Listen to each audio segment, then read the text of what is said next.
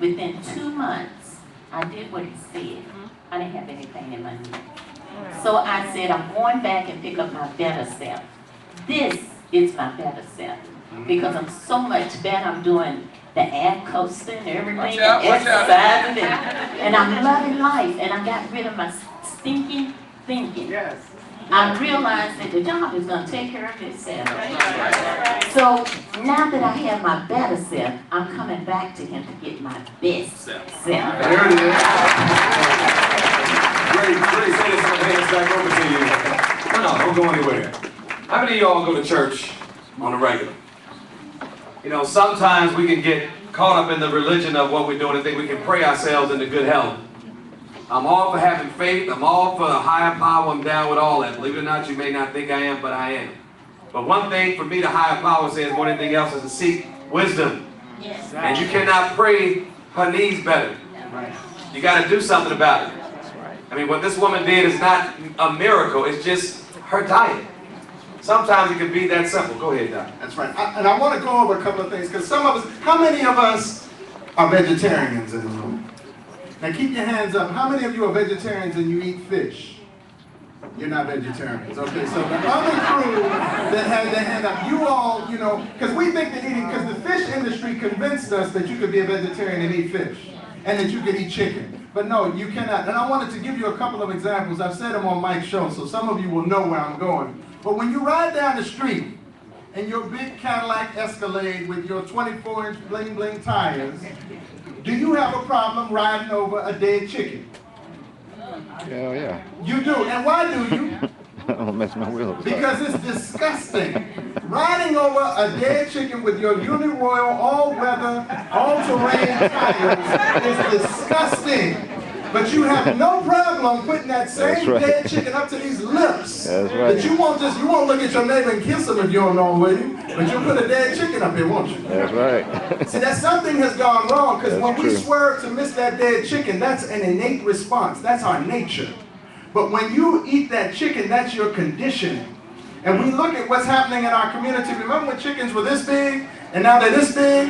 Remember when we were this skinny and doing splits on Soul Train, and now we can barely get up without splitting our pants? That's because we have followed the conditioning, and we got to break that cycle.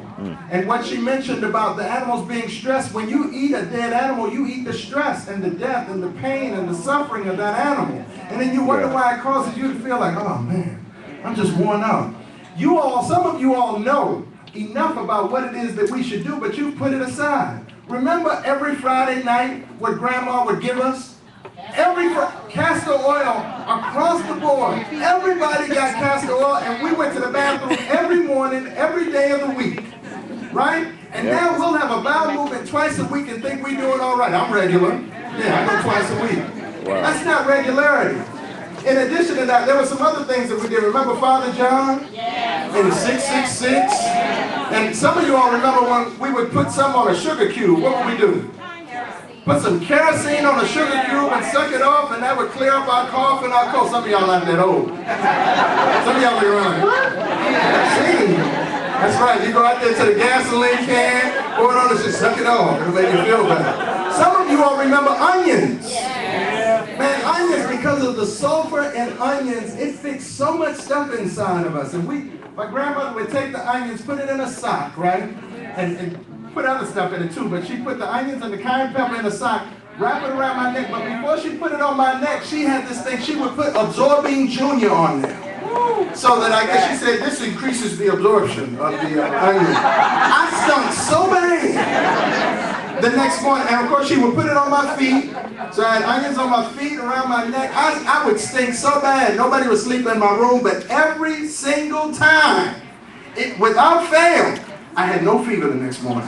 Then we go with Tylenol, and we go with Robitussin and Benadryl and all the rest of this stuff that doesn't work, that suppresses our immune system. How many of you know why you get a fever? Because some of you react too soon. You get a fever because your body's experiencing some viral condition that it needs to defeat. And it defeats it by elevating the temperature, but you don't let the body elevate the temperature. You put the baby in all kinds of cold stuff. Oh, it's got a fever, that's because there's something inside that needs to help get it out Be watchful of the fever, but help get that out that the body's trying to work to get rid of. That's what we need to be thinking about. There was a time where most of us in this room, we have grandparents that couldn't go to hospitals. We couldn't even go, so we used to have to go in the backyard.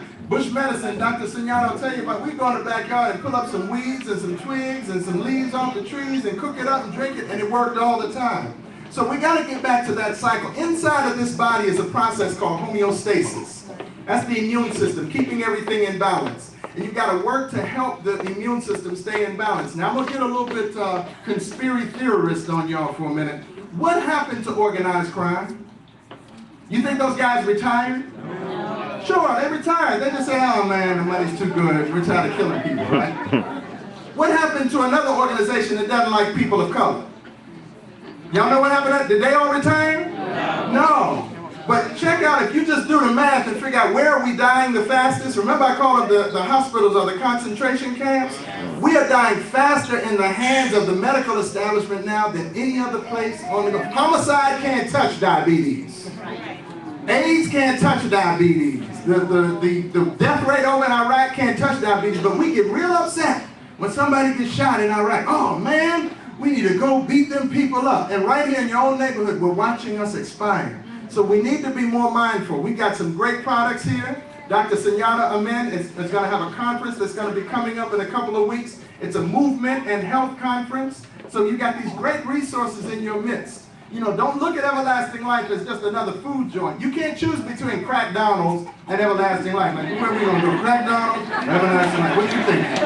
No, you don't make that kind of choice. You think that am I going to eat at home or I'm going to eat at my other home? Everlasting Life, right? And people, and there's some people, I look at you in this audience, I see you every single day, 3 times a day. You must have shut down your kitchen. One, we're thankful. We're thankful to you. But I'm also thankful because you trust us. And you trust that we're giving you that food that's going to nourish you. And I watch you get skinny. I got some sister, I don't know whether she's gotten in here yet. She lost 200 pounds in a year and a half. And she comes in here, and I'm like, I recognize your face, but I don't know who you are. And she carries a little picture, and she'll show you, this is what you saw when I first came to you for a consultation. You know, so, but I wanted to get back to those groups, those 2 groups for a minute. Okay, now the organized crime, they didn't go and dissolve, right? So now, think about it. When you go into the doctor's office and you have elevated sugar, what's the first question he asks you? What are they eating? Nope. What's your history? What is your family history? Because if he can get you to lock into the thought that you had no option, it was going to happen, whatever the case, then you know now it's in your genes and it was just going to come about, then you feel like the only way for you to circumvent it is with drugs. If he asks you the question, have you been eating right and are you exercising, and he obviously didn't drink the Kool-Aid, you might need to keep that down. But the one who says, what's your family history, is going to help you. They're going to be like, did your mama have it? Did your daddy? How about your grandma? How about your cousin? How about somebody in your neighborhood? They're just trying to make that connection so that you'll be like, okay, yep, that must be it. So you make that connection and then you become drug dependent for the rest of your life. You all notice what's happening in our communities? Drugstores are in every other store in our community. They got them in the Safeways, the Giants, the CVS. Everything is a drugstore. And if it's not a drugstore, it's a dialysis clinic.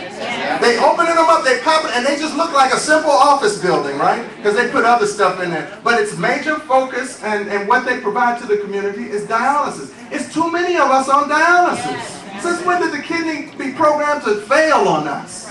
You know, these are things that we can overcome. So you've got these resources in your midst, and you've got to take advantage of them.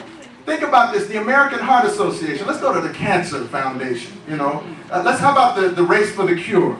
If they came up with a cure for breast cancer, what would all them folks do with their jobs on Monday morning?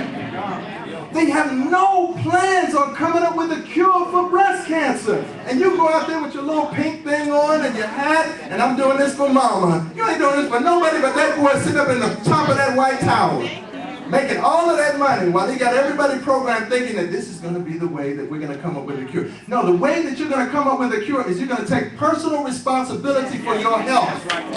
You choose what goes in here. You got to stop making bad choices. We keep on appealing to our tongue.